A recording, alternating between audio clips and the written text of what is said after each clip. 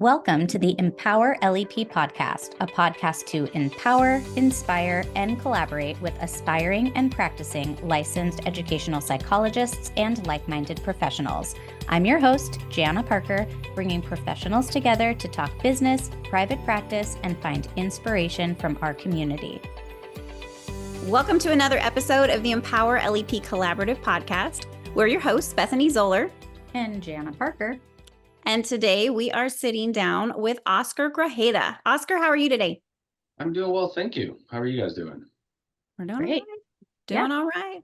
All right. Well, Oscar, I asked you to come on this podcast because you and I have become acquainted in Misty Bonta's little LEP community group that she runs. And you always have really good stories, and I love a good story. And I was wanting to hear about your experience as a is it a psychological associate? Is that what they're called? Yes, exactly. Okay, perfect.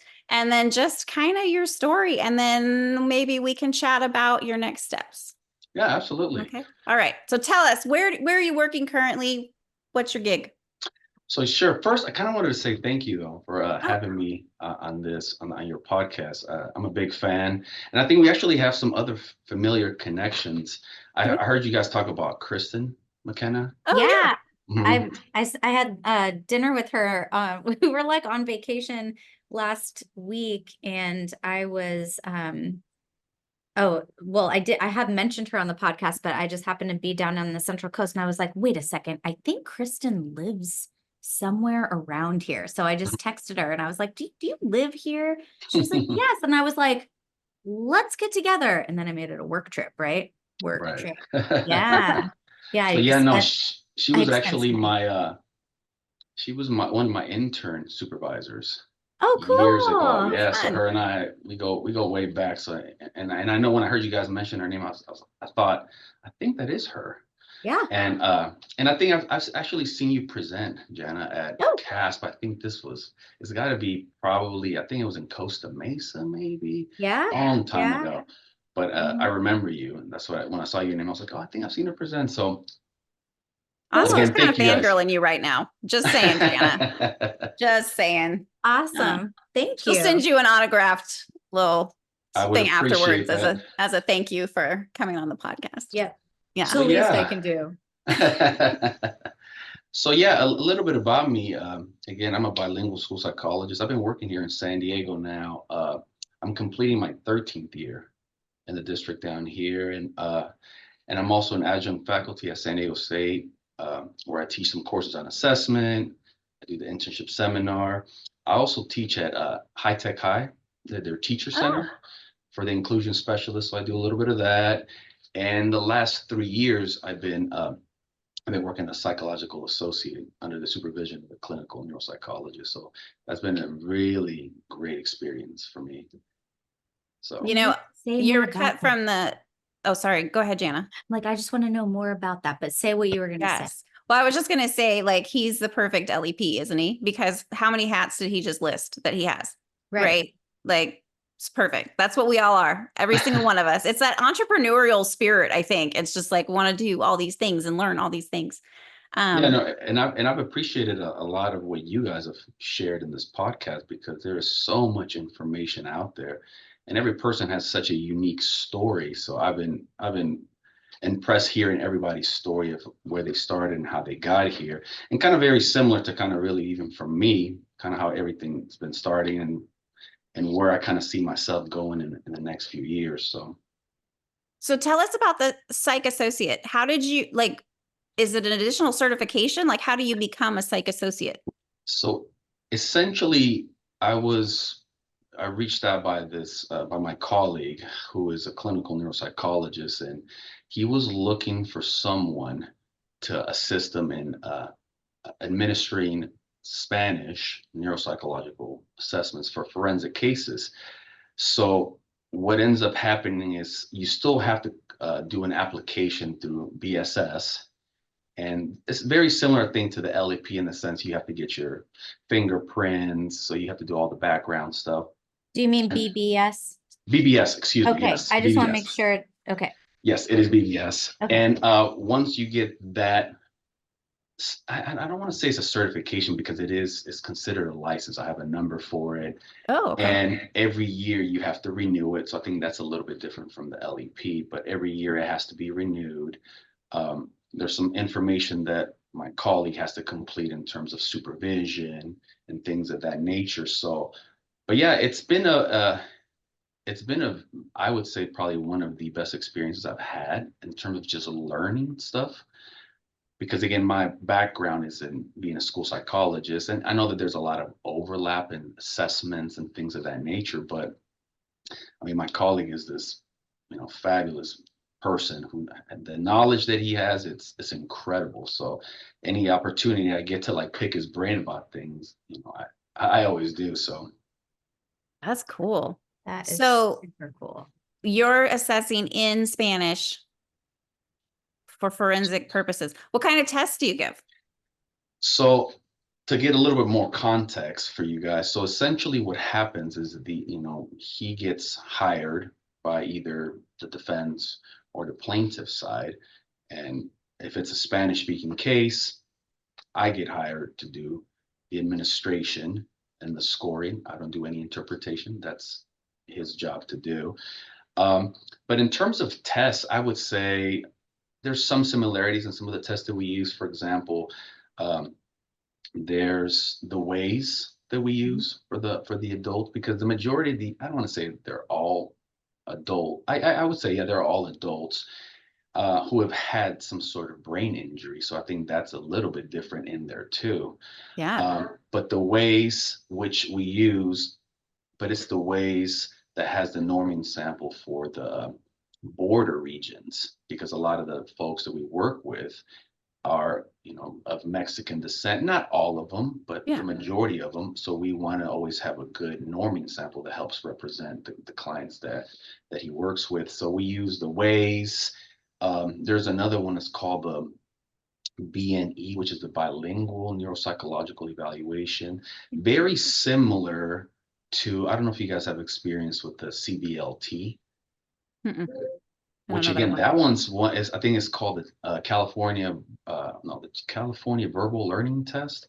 Oh, okay. Oh, CVLT. Mhm. Okay. So Got that it. one's a really one that I've also used in English, because he's taught me how to administer those as well. And I have found that there's, I've learned so much just from not only the administration, but just understanding like what it means. There's other visual memory, visual spatial tasks that we use. We use aspects of the DCAFs, but there's a Spanish version for that. Trails we use. Didn't know there was Uh, a Spanish decafs. That's cool. Yeah, for that one, yeah, it's interesting because that BNE uh doesn't have trails in there, but it does have aspects of The same. the color word interference and things like that. So yeah, and then obviously there's other questionnaires and rating scales and things like that. But yeah, So how much work do you do in this setting? Like, is it kind of whenever? Is it like every weekend you're doing stuff? no, Or I usually try to reserve it when during the breaks that I have, and during sometimes during weekends, whenever I have free time to do them. But during the summer, we tend to be relatively busy with that stuff, because again, he doesn't advertise anything. It's all through word of mouth, and that gave me a really, because I know I've always thought like, how do you advertise these, this skill set? But I believe a lot of it comes from word of mouth, and just the level of service that he provides. So I feel like he's very highly sought. So he keeps me busy, especially I think now that we've been doing a lot of these Spanish cases. And I think I was sharing with you guys that story of going to a trial and having to be cross-examined. And that was one of the most challenging things I've had to do, for sure. that would be intense. Yes, it was. It was probably one of the most intense things I've been through, for sure. Wow. And it didn't turn you off from going back. You know what? I felt like it was a very good learning experience, because it made me think, if I had to do this as an LEP, or even as a school psychologist going to due process, what is the expectation? What is it that they're trying to do? and it helped me kind of understand about, they're trying to create doubt, trying to create almost like question your credibility. But Yeah. again, it wasn't even about the interpretation. It was just about the administration of the assessments, which I thought, wow, if this is what they're asking me about the administration, I don't even want to know what they're asking my colleague about the interpretation. Sure. So, Yeah. That's intense. mhm, And I want to ask a logistical question. mhm. Just when you go and you said you have like this other license and you have number and everything, what are the prerequisites for that? Do you know? From what I remember, I think obviously you have to have some sort of, at least at the very least, master level credential. But I think one of the other requirements was experience with I think with administration of standardized assessments. And I think what's helped me is I teach assessment courses at San Diego State. I think that's helped my credibility, that it's not just, oh, I'm coming in, someone's taught me how to administer these tests and I score them. As like I train students on how to administer tests and about standardization and things of that nature. So yeah, I would say that from what I remember, those are the two probably the ones that stick out in my mind in terms of what you need. Yeah. All right. So, and you're a full-time psych, right? Yes. Full-time psych. How long have you been a school psychologist? 13 years. I'm All right. completing my 13th year now. And yeah, so it's been interesting because I've been at the same schools for 13 years. Wow. So I've been very blessed, I guess, in many ways, because I ran into a kid that I worked with my first year, and he's like 23. And at first I didn't recognize him, and I thought, I think I know this kid. And I mean, he's kind of an adult now, and he remembered me. And so I think that's one of the pluses of being at the same site. But I think it's probably, you guys have experienced too. There's a lot of things that can happen too in 13 years that you're going back to sometimes it may feel like like you're spinning your wheels or you're in a hamster wheel. But I feel like I've been very fortunate that, I love what I do. So I never really see it that way. So It's cool. Do you feel like being adjunct also keeps you like excited about the field? yeah, no, Yeah. I would definitely agree with that. I'm very passionate about passing like knowledge to students. So I take it very serious on the information that I get to them. And so I try to always bridge the theory into the practice, because I'm sure you guys remember being in grad school and thinking, wow, theory is beautiful, but this is not what I'm really seeing when I go to my site. So I think that's the benefit, I think, of having a practitioner be an adjunct, because we really, or at least I really try to bridge the theory into, what is really, what does this really mean into the field, and how do we make the both of those things work together? Yeah. That's cool. Yeah. I mean, you don't go into adjunct because it's going to make you rich, right? No, No. absolutely not. I think someone Yeah. was actually looking into it, and they were saying by the time you kind of figure out the hours that you've put in and the time that you spent, it's like minimum wage. Although Yep. minimum wage is better now than It it keeps was going many up. years ago. So, eventually. Yeah. I had a horrible experience being adjunct. I wanted to do it so bad, and I like, for exactly what you're saying, like I really wanted to, teach my students what they were going to learn in the field. And unfortunately, the curriculum that I was given to teach, it was like a supervision class, so we barely had any curriculum, but it was, I don't want to say too much here. Not what you wanted to be instilling in the future world. I mean, it had basically nothing to do with being a school psychologist, and I just could not stand it. So I took it upon myself to just start teaching them things that I thought were important, which was fine, and it worked out for the year. But I couldn't. I feel like I could teach, but I need to do it. I need to do a different kind of class, or I need to do it in a different program or something. But that's a story for another time, but I love that you guys are both still teaching, and we do supervise interns through my clinic here, and I do want to just churn out some like excellent school psychologists, like I want them to be so good. And That's it's so not- hard when they're so young. It's my or, like, shelf over here, New. or all of Yeah. my prior interns. Oh, nice. It's my shelf. It's my little Aw. shelf. They've made it to the shelf. So yes, it's fun. It's fun. No, I love it. I love it. The only reason I do it is because it's just so cool to get to watch them grow. But anyways, Yeah. I need to talk to you about being an LEP Mhm. because that's why we're here. Oh, wait, first I liked this question. I made it up just for you. I want 3 words that describe you as a psychologist. Yeah, that's a really interesting question because I've been thinking about that. I would probably say 3 things that kind of came to mind when I was thinking about that question. I would say the first thing is that describes my style. I'm very like empathetic. Mm. I want to support all the kids that I work with and the families.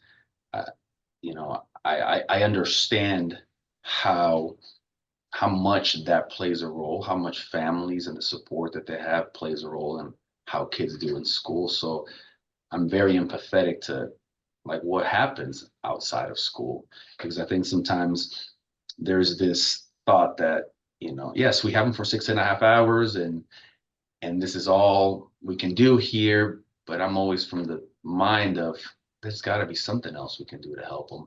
And I work in an elementary school that is it's in one of the lower socioeconomic places here in San Diego.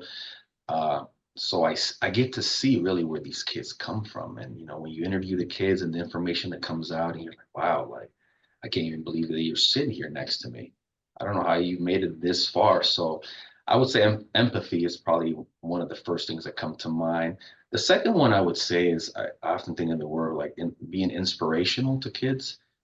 Um, I remember, I came to this country when I was 10 years old, and I remember being in the classroom. I didn't know how to speak any English. I had to learn English. And so I see a lot of the kids when I go into classrooms now, I look at them and I'm like, wow, like I remember what that's like. I remember that feeling and not having really anyone show me. I'm sure people help me, but not to the same degree that I'm sure that I would have appreciated or benefited from. So and the other thing with being inspirational, I think about how often kids will look at me and say, wow, he kind of looks like me. Maybe I can be that one day. So I think of that aspect of it. Um, the other thing I think of the word reformative. I see how our field has been, and the nice thing of being an adjunct in San Diego State, I always have access to all this research, articles, because as we all know, they want $40 a pop sometimes for those articles. So I've been really invested in looking at history and seeing kind of how things have been done, and I want to change some of those things. And yeah, I know working in a big district that takes a lot of work to do, but being at the school, I've always felt there's got to be something more that we can do to change. And even like just this year, it's taken me 12 years to really get folks to kind of move away from the old way of teaching reading. So we've done some new things this year. So I'm excited about that. But of course, I know that the results won't show yet. It's going to take some time to see that. So, but yeah, I mean, I would say that those 3 words probably best describe how I present as a psychologist. That's fantastic. I don't think anybody can beat those 3 words. It's going to be my new standard question, but I'm going to compare everybody to Oscar. Like, it wasn't as good. No, that was awesome. That was very awesome. Okay, let's switch. Talk about LEP. When did you get your LEP? I want to say probably, I think a little bit over a year ago. Okay. What led you to want to pursue another hat? Interesting enough, I remember years ago, another one of my intern supervisors, she had her LEP, and I remember hearing that term for the first time, and I thought, oh, I've never heard of that. What is that exactly? And she was in the process of doing some IEEs. It's the first time I had heard about them, but again, I didn't know what they entailed. And I got an opportunity to work under her to do some of those. And I thought, oh, this is a very different way of doing things. Like I remember even my experience of trying to show up at the school to go observe the kid, and they're like, "Oh, did you call and make an appointment?" And I thought, "For what?" I thought, "Oh, you know how we usually could just walk Yeah. into the classrooms and be like, 'Hey, I'm here to observe.'" No, it didn't work that way. So, but I did get to kind of see just the difference of, trying to be the neutral party, so to speak, not necessarily for the parents or for the district, but really the kid, keeping it student centered. So that was really like my first taste of kind of what that was like. And I thought, maybe that's something that I kind of want to look into. And then looking into the test, which by the way, I want to say I purchased some of the LEP stuff to He's study gonna it. fangirl again, isn't he? I'll just give you guys a moment. I'll be back. I mean, you have to give credit where credit's due. So, but and it helped me, for the test, although I still found it extremely challenging for sure, Yeah. because it really threw me for a loop on so many different levels. Because you look at the test and you're thinking, I mean, I think I can answer the question this way, but it doesn't feel right. Right. The way that they're asking it. Yeah. I remember taking that test and then going, but I wouldn't have done any of these things. Like often as I went through the thing, I'm like, Right. what? No. Yeah. It's so weird. Like there are so many comments on, in my Facebook group just about some people are like, oh, it was like a piece of cake. And other people are like, I failed it 3 times and I've been doing this for 20 years. I mean, there's just, I think it kind of all comes down to the way the questions are worded. It could be very challenging. Yeah. And Right. your unique experience, like if you've done elementary like Oscar has, then you haven't had that exposure to transition to adult and Yep. all those other things that they're going to talk about. And then they throw in all that other stuff that like it's clinical based. And yeah, I get we're supposed to put on our LEP hat, but I don't have one yet. Right. I think that's what probably threw me off the most, because that was the biggest tip I got. Right. Yep. Don't look at it from a school psych perspective. Look at it as an LEP. But I thought, I don't have that hat. Yeah. So How to do that yet. how do I do that? But I mean, to throw it for those folks that are out there still trying to take that test, I felt like what helped me the most was really looking at the code of ethics for LEPs. Oh, I felt like when I don't want to say I memorized it, but like I read that thing a million times, because I felt like a lot of the questions would come from that, because I think there is a lot of, I don't want to say there's differences, but there is some minor differences on confidentiality and how you share information, at what point do you share, with who do you share it. So I just went through that. But I remember I don't remember the first question, but I remember looking at it and I was like, I don't even know the answer to this. This is a bad way to number start one. this. Yeah, it was almost like, this is a bad way to start this first question. I can't even do process of elimination to get the right answer. This is not going to go well. But When you But you left the passed. test, did you feel confident that you passed or didn't pass? Don't you find out right then? you do. And Like as you're walking out the door, I didn't get mine until I left the room. I think Oh. they've changed that, because I Oh, know okay. like it's actually, I don't want to say it's anxiety inducing, but it kind of is, because you finish it, right? And then you go out, you're done, and they're like, all right, and they're printing it out. And Yes. at the center, the printer was like zzz, very slowly, and I was like, oh my God. And you can't really see it, and the person's like looking at it, and I'm like, They just, oh fold my it in God. half. Yeah. And they hand it to you. So, but I'll be the first to admit it. I mean, I took it the first time and I didn't pass it, and I was devastated, for sure. So I went back and I thought, and I tried to remember the questions, and of course that kind of went out the door really quickly. I thought about writing them down, and I wrote some things down. I looked at it and I thought, I don't even know what this means. Yeah. So I kind of went back and, like I said, I studied the code of ethics, and I felt like that was really a game changer for me, at least That's for a really good tip. test. Yeah. See, I mean, you could have tons of experience and it's still, I mean, Mhm. you're not alone. There are people not passing this all the time. Someone literally just asked this morning, I think at my 4:30 a.m. check, Facebook check. That's like literally what I do. That's if if you ever wake up and you're like, oh, she responded to me, it's because I responded at 4:30 in the morning while the dogs were eating, and I was like drinking my first 3 sips of coffee because that's when I have to check Facebook. But someone asked, like, what does think like an LEP mean? And I was like, it was kind of hard to explain. It's like kind of cover your own, you know what, like think about it like that. And like, you don't have a school district backing you up, and you have to think like really ethically, like, what do I need to do here in this situation? And then a lot of the terminology is like, what is the first thing you would do, or what's the best thing to do, like, Right. well, all of these seem good. So Yeah, I think- somebody posted on your Mhm. group the other day, Jana, and they were like, this is the question. What's the answer? And I think you and I both agreed on what we would pick, but both of us were like, I have no idea if that's the right answer. I mean, this is what I would have clicked, but yeah. right. We've But been LEPs and we still didn't. But I would probably agree with a lot of what you said there, though, Jen, in terms of like how it's worded, because I think some people don't. You kind of, because you are nervous about it. You're on a time crunch. You need to answer all these, and I remember the first time I took it. You could check for review later. So when I finished it, I was like, well, it looks like I've checked 90% of them that I have to go back and look at them. This is not a good thing. This is not the way I wanted to come before I had Right. half an hour to review them. There's way too many to review. But what I learned from it, though, was it's the wording.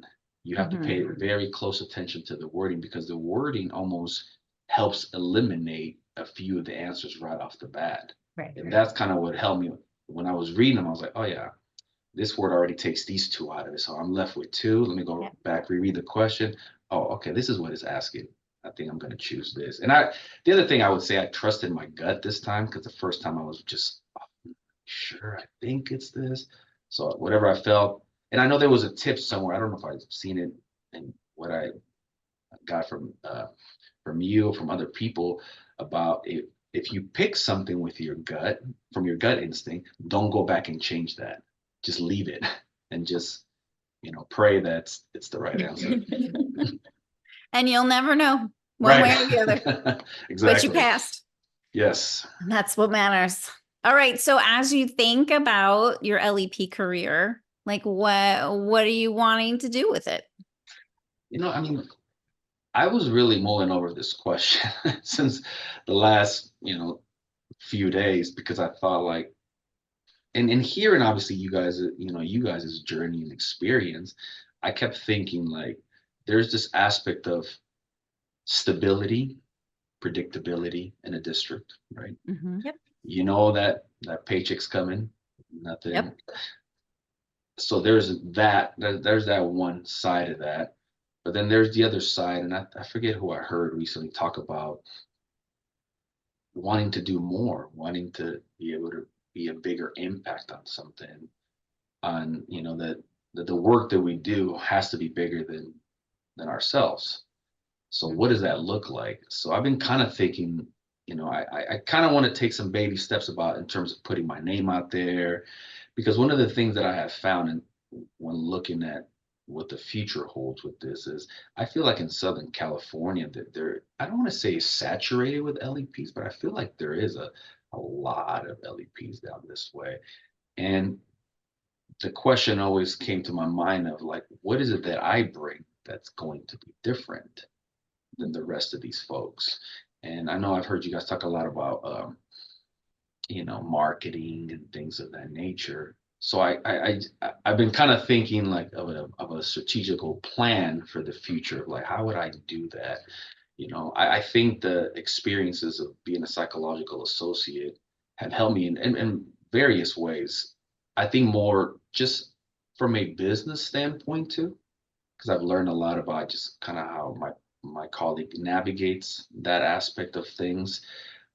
Because again, you're your own boss. You got to schedule things. Although I think he has people that kind of help him out with that, or I think he does it.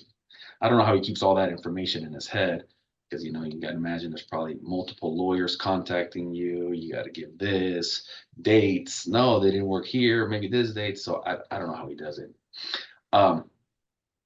But when I think of the journey, it's, I kind of want to get my name out there and kind of show what I'm able to do. And I think I feel like the first step. And maybe I can I thought about picking you guys' brain about that because I've heard some of you guys' journey, and you kind of hear from other people too. It's this, I don't want to say similar, but you think about, you ponder about leaving the district. What does that look like?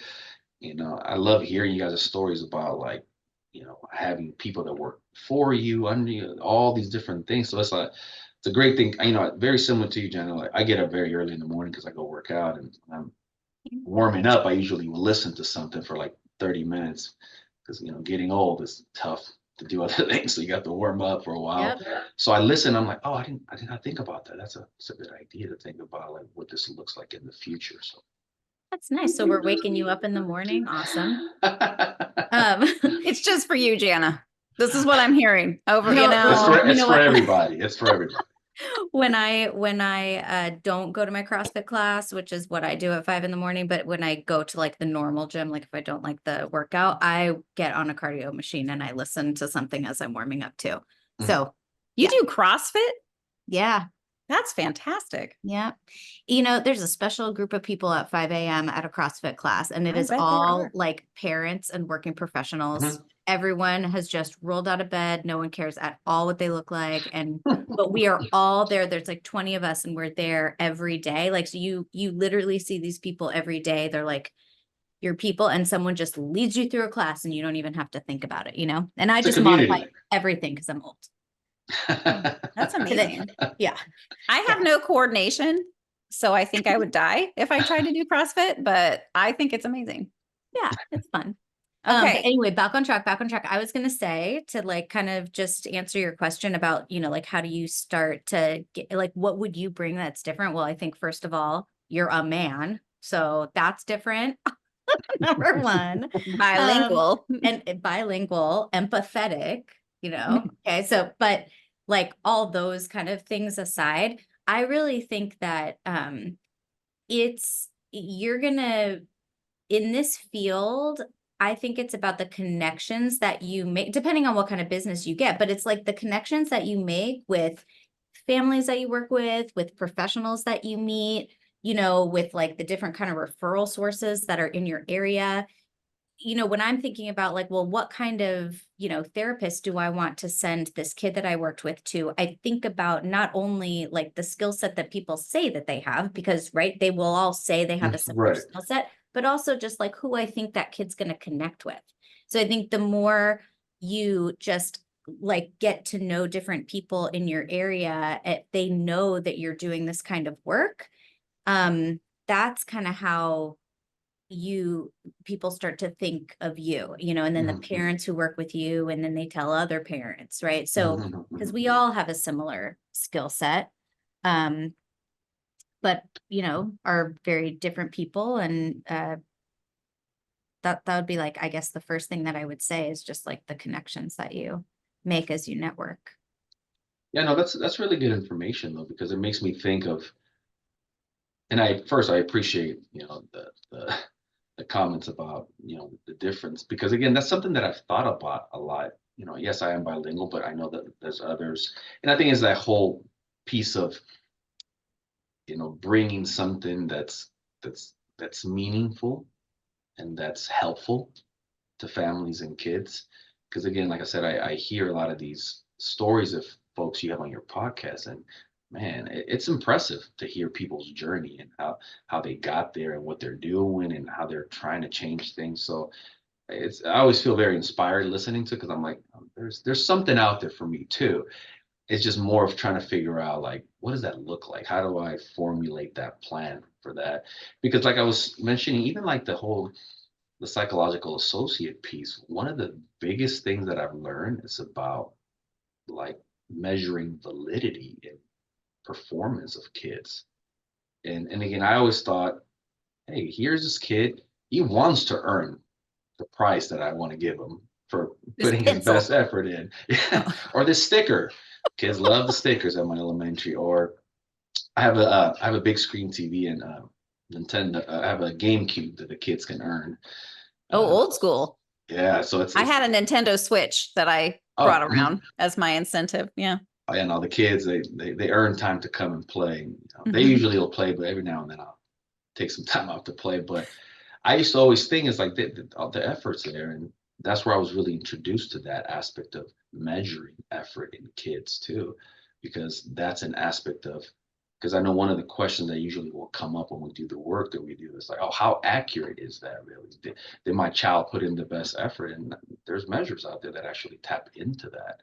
And I feel like that has translated very nicely into my practice now, because I use measures like that to make sure that the results that I get are accurate representation of the kid's skills. So I think that's something different, because I haven't, at Mhm. least from some of the folks that'll come in, you know, that have done private evals or Yeah. IEEs, I haven't seen anything like that. So I thought, I was like, oh, that's a little bit different of something What do you there. use?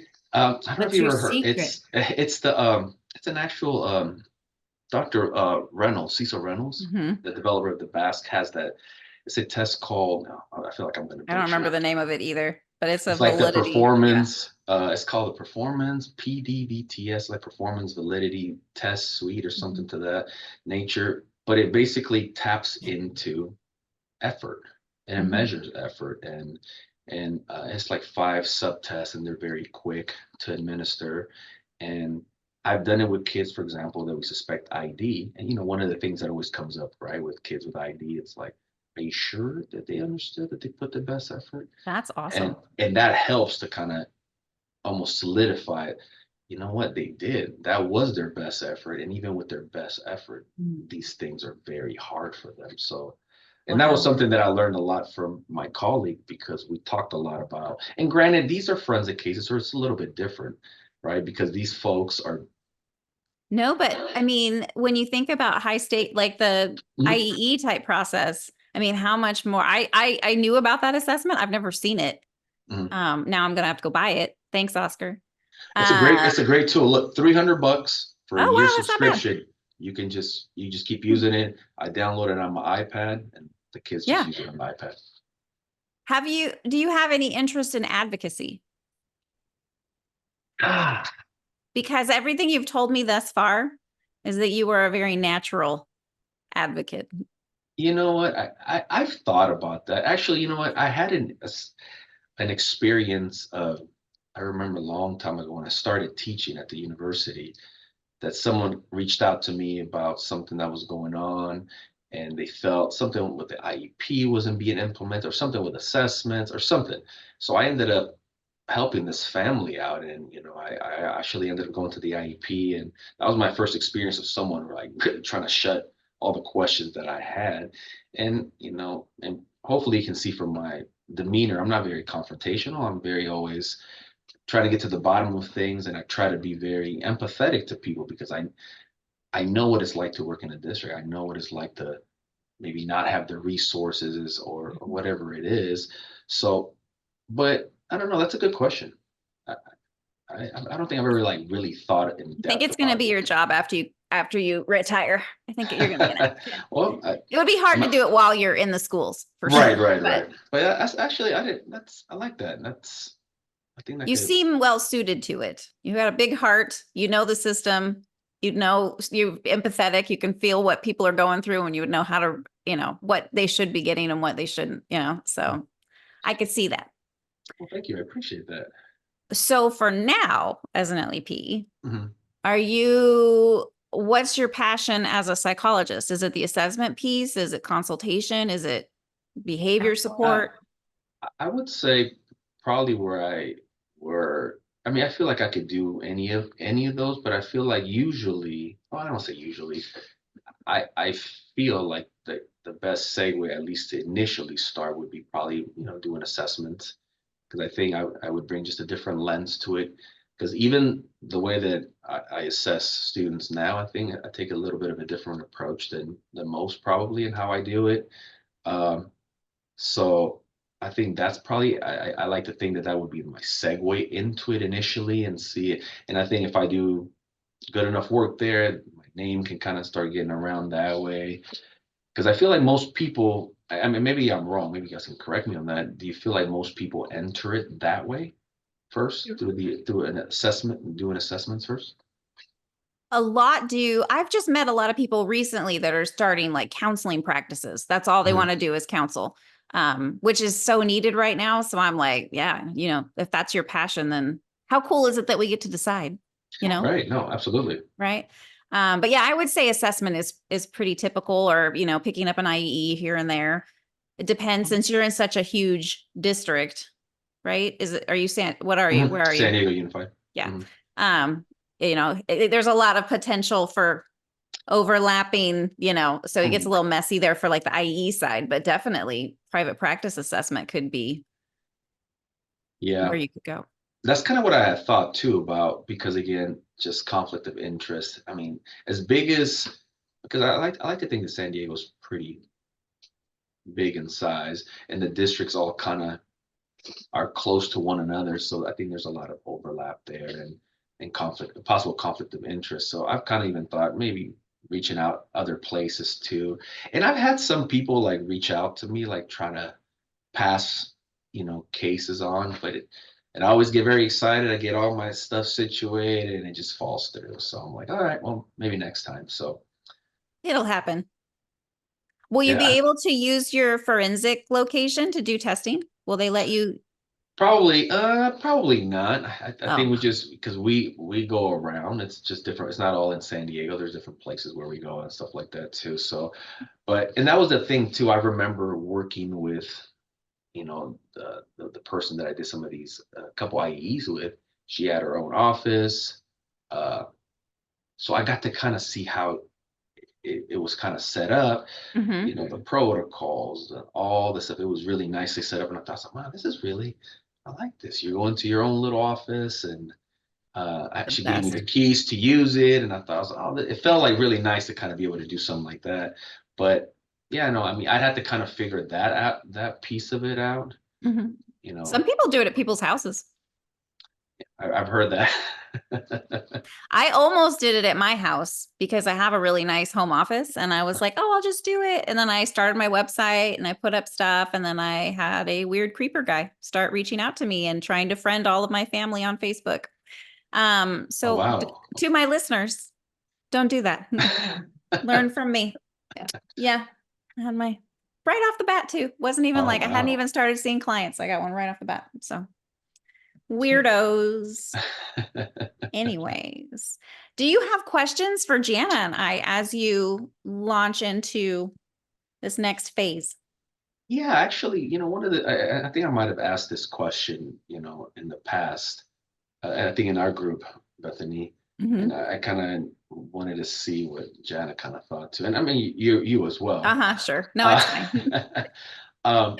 because one of the things I've always thought about is, you venture out into, the private sector, and as a former district employee, you know how the districts function, you know how the district's resources or lack thereof, you know how all those things are play into one another. How did you guys find like the balance of being neutral, and how, in terms of making, because I've seen some of the recommendations that come from these private assessments or these IEEs that you're kind of like, I mean, I get it, but how is this feasible for us to be able to do? Even though that you don't have to do. I mean, you have to acknowledge them and say, "Oh, okay, that's great information." But how did you guys navigate through that, or how do you reconcile with, what districts offer, and how do you make these?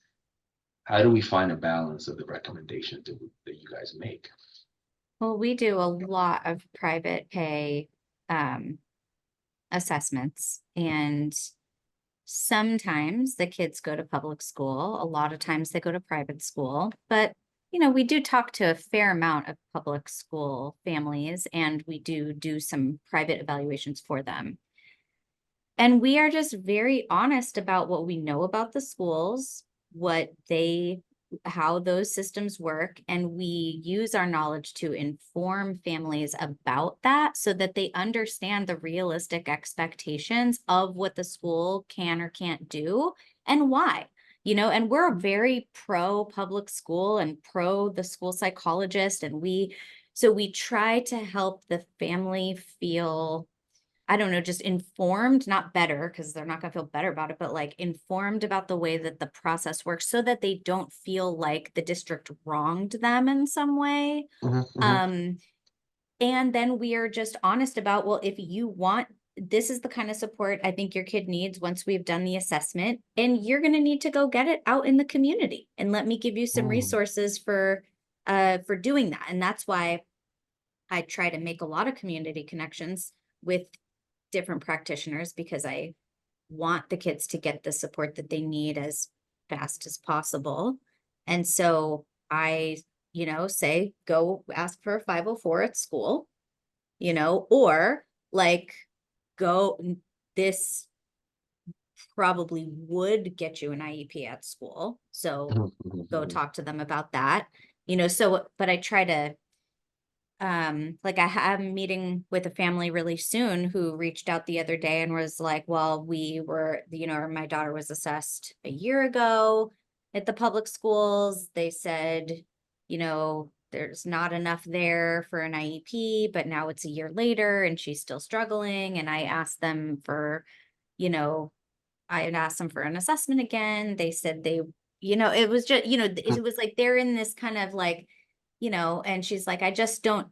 So they said they weren't going to do it. Then they came back and said, okay, well, we don't like how that came out. She said, I suspect my daughter has a disability. And the school was saying, there's not enough here to suspect that she has a disability, and we all know that means ed code wise, right? Right. But that parent doesn't know that, right? So the parent doesn't realize that what the school is saying is that it's not going to meet criteria under ed code. And it probably wouldn't, because she's functioning apparently like at or above grade level. But the mom is still very concerned about what's going on. But the mom already feels like when the school said no, that now, even if they come back and say, oh, we'll do it, mom already lost trust. Right. And so I am trying to just help explain that process.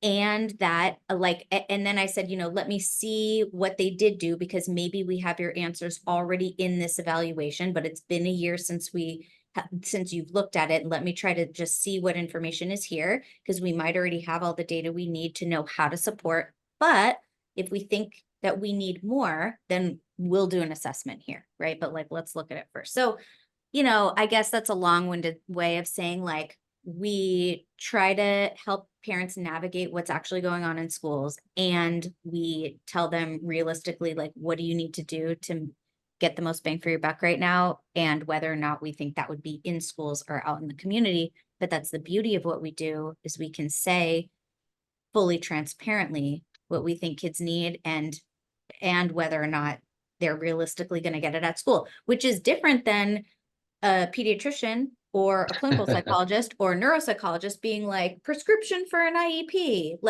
because then parents think, oh, I should be getting that.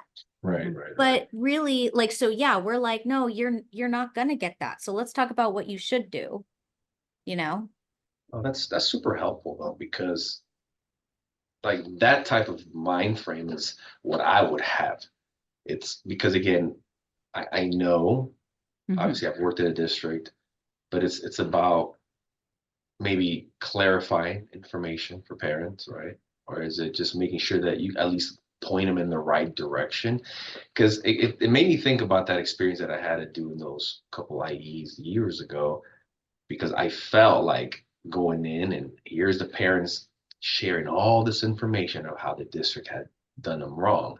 And of course, me being empathetic to that, I thought, the initial thought, I was like, oh man, this district, how could you do that? Because I remember going observing and thinking, how could you say this kid does not need support? It's like, and I remember the director of special ed was observing next to me, and I knew he probably saw this, he was seeing the same things, and he was like, oh man, we're going to go to this meeting right now, or whenever we held a meeting, and there's no way to get out of this. And I even remember doing the meeting, presenting, and they're like, all right, meeting's over, you're done, we don't need you anymore. And I thought, oh, I can't say anything else, and it wasn't. So that was an interesting experience, but it made me think about what you were saying about guiding the parents, more than anything. It's like Yeah. being transparent about what your services are and what you offer and how you plan on helping them. So I appreciate that. I like that. For an IEE provider side of things, is similar in that you're really going to do a lot of education with the family as to what can and cannot, what fits in an IEP. I early on when I was networking way more than I am now, I went and joined a local educational advocacy. They asked me to do like a parent training, and it was a really funny meeting because it became me. Like they're like my kid is struggling and throwing themselves on the floor and hurting themselves at home, and the school doesn't believe me and they won't help. And I remember looking at them and going, well, are they doing those behaviors at school? Well, no, they're fine at school. It's just at home. And so I became like a bridge. You know what I'm saying? Like, because I wasn't a member of the district, I actually teased the special ed director afterwards because I saw her at a meeting and I was like, by the way, I just talked down like 5 of your parents. But it was so funny because they just didn't understand, and I said, well, even if they had somebody working with him at school, how is that going to help you at home? Well, I mean, the school doesn't believe me that it's happening. And I said, are you sure they don't believe you that it's happening, or it's just not something that they can help you with? Right. And so just kind of helping them flip the script and understand. And there are a couple of school districts in Bakersfield where I am that are stinkers. And they're not telling families the things they should be telling them. And so as an independent person, I don't have to worry about it. I can tell them, no, you need to be doing this, or this is the letter you need to write. I had a family that English is not their primary language, and I helped them write the letter. And they called me for a consultation for counseling, and they left with a letter to help them be able to get their kids' services through their school district because they were told there was nothing there. And I'm like, oh no, there's stuff there. So I think that it's a cool role in that I don't have to worry about an administrator coming and ripping me a new one. But I can still be an advocate, which is, that'll probably be my retirement job too. But yeah, I don't know. There's just something about that connection that you get to make that becomes very different when you're not a district employee. And for IEEs, my recommendations, I don't care what the program is that the school has. I just say what the kid needs.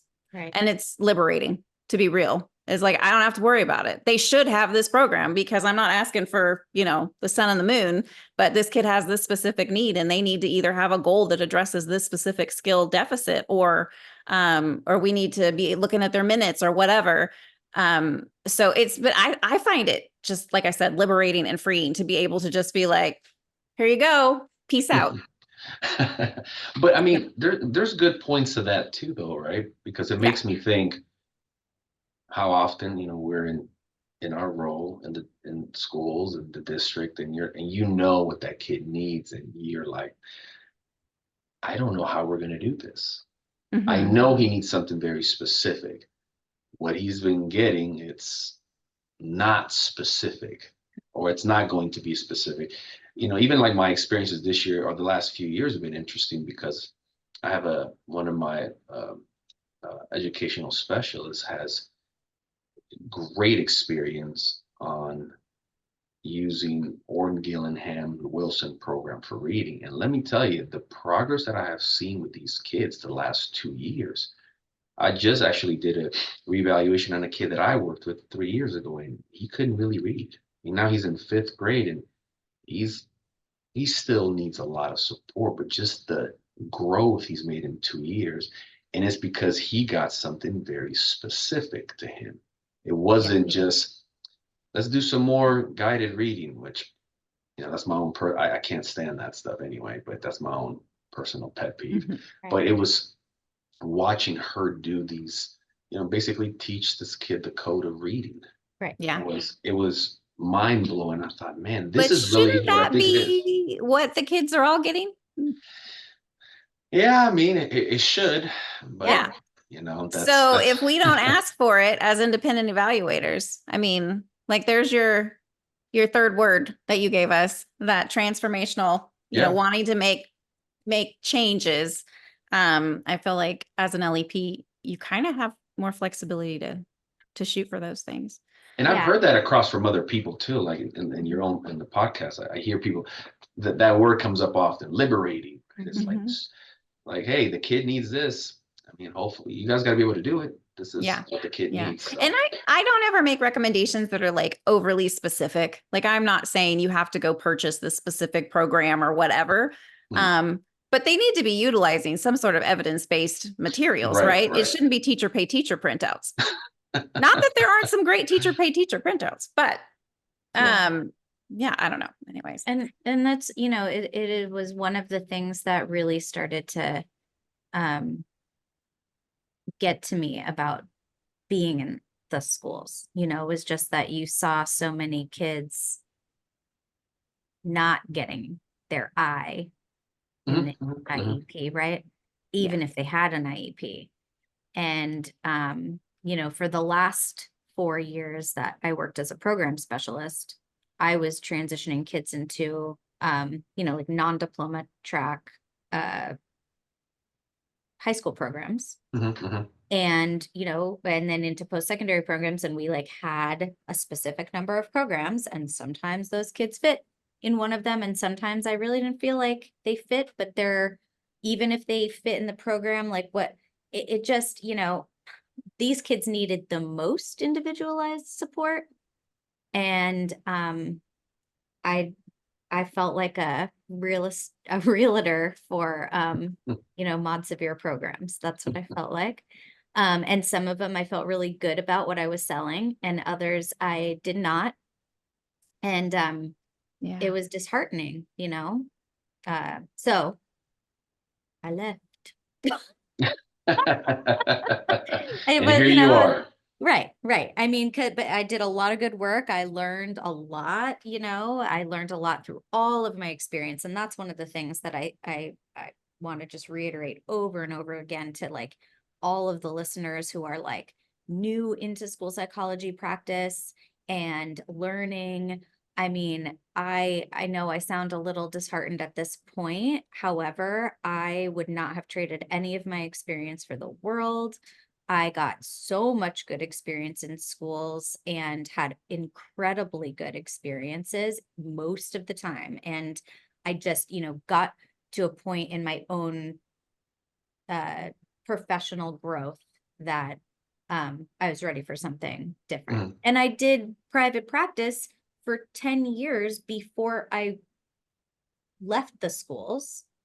And I did it for somebody else's practice for 7 before I opened my own, you know, so you don't have to do it alone, just like you're doing, Oscar. Like you can start by like, you know, like trying things out with other people or doing, you know, like this does not have to be you like jump in and all of a sudden you have to like be doing all this stuff. It's like you know, you find it, it's a process. And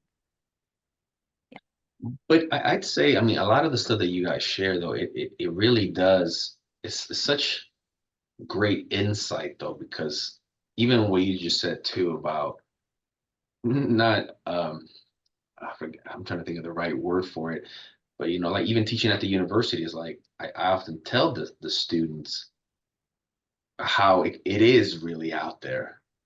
Not that I'm not sugarcoating things, and I try not to, because I tell them the real experiences, as I'm, you know, I always give real examples of kind of what happens. But what is it that I'm going to offer them to make sure, because we need a lot of school psychologists. We need good school psychologists out there. We need folks that want to change things. They want to be reformative in many ways. So being able to kind of impart that knowledge and that passion to do that, because I know I've thought about what does it look like a few years from now. Like I still love doing what I do, but I've always thought like what's life after the schools? Like where do I go with this? Am I going to be here for? Am I going to be that 62-year-old? You know, working with little kids. Yeah, right, and they are, and if I still feel like that, then you know I want to do it. Right. But it just, I think it's good to just kind of think about other opportunities and what does it look like and Yeah. how to go about it. So. Well, and there are like you're talking about how you have this experience of the reading program that you've helped to reform and watch these kids grow over the last 2 years, right? Like you don't get something like that necessarily in a private practice, but you get to be part of that change. It's like as a school psychologist, I think we all go in with super motivated and inspired. And I think we find ways in ourselves to keep that up through different projects that we get to take on or little niches that we get to like execute, or I'm doing this lunchtime group with the speech pathologist, or I'm doing this check-in check-out group with this bunch of kids, or we find little things in the schools to help keep us engaged and helping our teams and our students grow. And some people just continue to like love and do that, and some psychs then go like, what, I'm gonna go into administration, and then and then some of us go, what, like I also want to try something different and outside. So yeah, I hear what you're saying about like not wanting to like say like, oh, it's not good to be a school psych. It really is, and it's no rush to get out, because every single year you're there, you're going to learn something, you're going to gain new skills, you're going to work with new people, and get exposure to a lot of kids that are going to teach you something every single time you work with them. So we need good school psychologists. And This is a also big part of my talk about other things. And that's a big part of my practice is still providing school psych services. So it's still something you can do as an LEP. All right, Oscar, final question. Where do you see, or where do you want your life, your work life to look like in 5 years? When I was thinking about that, I thought 5 years from now, that'll be almost like 18, 19 years working in the field. I know. And at first, I really, I'm not going to lie to you, I didn't know how to answer that. I thought, do I still see myself, working in the district? Do I see myself kind of venturing out into other things? I think the first thing I would say is I definitely still see myself doing what I'm doing. I think my initial first reaction is that, like I love working There's your with answer. kids, right? There's that Go with your aspect. gut. Isn't that what you told us Right, earlier? right. Yeah. So I think my gut tells me that's kind of where I'm gonna probably stick to, or at least I feel like that in the moment. But I think a part of me kind of wants to start, putting my feet into other stuff, at least with the assessment component of it, and get some traction that way, and make my name and put my name out there a little bit. Definitely want to continue teaching. I think I'm very passionate about that. I used to coach football many, many, many years ago, and I see coaching very similar to teaching, minus, without yelling at kids and stuff like that, as I did before. I leave that out of the teaching in grad school, but I think I'm very passionate about that, and I want to just keep giving back to the community. But yeah, I would say that those are probably the first 3 things that kind of come to my mind, right? At least right now. I mean, it could change for sure, but at least right now, that's kind of how I see it. I hope you stay as a school psychologist. I have a feeling that you are a massive change maker in your school environment. So not that you can't go beyond, but I have a feeling. Well, I appreciate that. Thank you. Yeah. I'll give you a little fangirl time now. It'll be mine. My heart for Oscar. One other thing, one thing I forgot. I know I remember you saying you lived in Bakersfield. I used to live in Bakersfield years ago. See, we could be best friends. I know. Actually, but you actually left. That's what you're supposed to do. Which is funny. I had never heard of Bakersfield before I went there. Oh. And I played football in Bakersfield, and I remember going there. I was like, what's in Bakersfield? Like, I've never heard of this place. Bakersfield College? Where did you play? No, I played arena football for the Blitz there. Oh, how amazing. Yeah. All right. Yeah, many. This was like in 2002 and 2003. That's fun. So, yeah, I remember being there and thinking, Bakersfield, I've never seen this place. What is this Born and place? Raised. Oh, I know. When I saw your number, I was like 661. I was like, I think that's Bakersfield, if I'm correct. So, but anyway. 661. My parents have a 661 number. They're in Santa Clarita. Oh, yeah. I guess that's the other region that kind of extends out that way too. That is true. We used to be 805, right? But not anymore. Yeah. We were 805 too. Yeah. It was all over the place. Oh, wow. Anyways, well, Tangent. I don't know how to wrap it up. That wasn't a great segue for that, but I need to close out this episode. Oscar, thank you so much for coming on the show and letting us kind of hear about your journey. We're going to be cheering you on. And maybe we'll have you on again and you can tell us what's going on in the next step of your journey. No, I really appreciate you guys taking the time to have me on. And you guys are inspiring, and I love all the work that you guys are doing. So thank you. Thank you. See that, Bethany? See, I got to do my hair flip at the end. Well, this wraps up another episode of the Empower LEP Collaborative Podcast. Thank you for tuning in. Thank you for listening to the Empower LEP podcast. Episodes can be found at empowerlep.com. If you liked what you heard, please leave a 5-star rating and review on your favorite podcast player.